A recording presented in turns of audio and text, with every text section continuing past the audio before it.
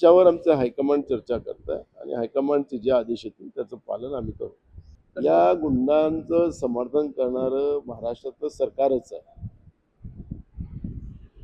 बीड जिल्हा हा महाराष्ट्रात तर आता त्याला एक वेगळा डाग लावण्याचं काम झालं.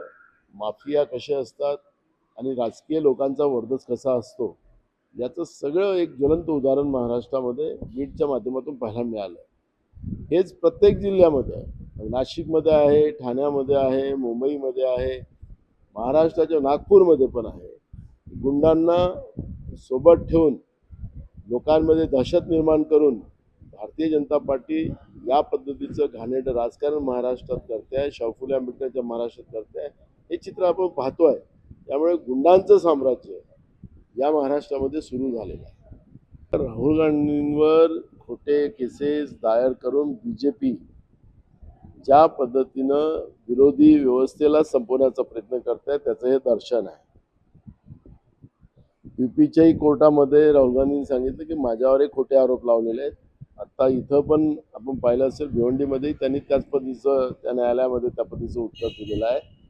ते विरोधी पक्ष नेते आहेत लोकसभेचे, म्हणजे पॅरलल प्रधानमंत्र्याच्या दर्जाचे ते असतात, पण तरीसुद्धा संविधानाचा सन्मान आणि कोर्टाचा सन्मान ते राखतात. पण नरेंद्र मोदी हा ना लोकसभेचं सन्मान राखत ना देशाच्या संविधानाचा सन्मान राखत, असा आपल्या देशाचे प्रधानमंत्री नरेंद्र मोदी आणि बीजेपीची ही मानसिकता आहे. फडणवीसाचं सरकार असो की नरेंद्र मोदीचं सरकार असो, या सरकारने संविधानाला मान्यच केलेलं नाही.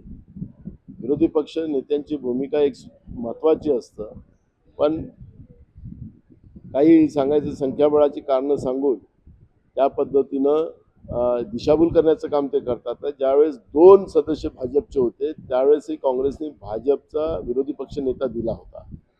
पण मला असं वाटतं की बीजेपीला संविधानच मान्य नाही आणि म्हणून अशा मूर्ख व्यवस्थेच्या बद्दल चर्चा करणं मला वाटतं की योग्य नाही. बघा, भाजपनी तर खऱ्या अर्थानं नरेंद्र मोदीच्या विरोधातच रस्त्यावर उतरलं पाहिजे.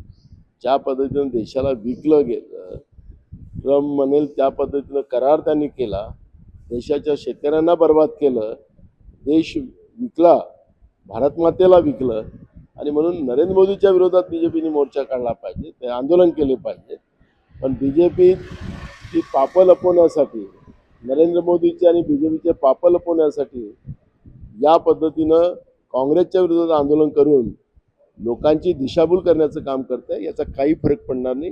भारतातल्या लोकांना आता कळलेलं आहे की बीजेपी आणि नरेंद्र मोदी देश विकायला लागलेले आहे. एबीपी माझा, उघडा डोळे बघा नीट.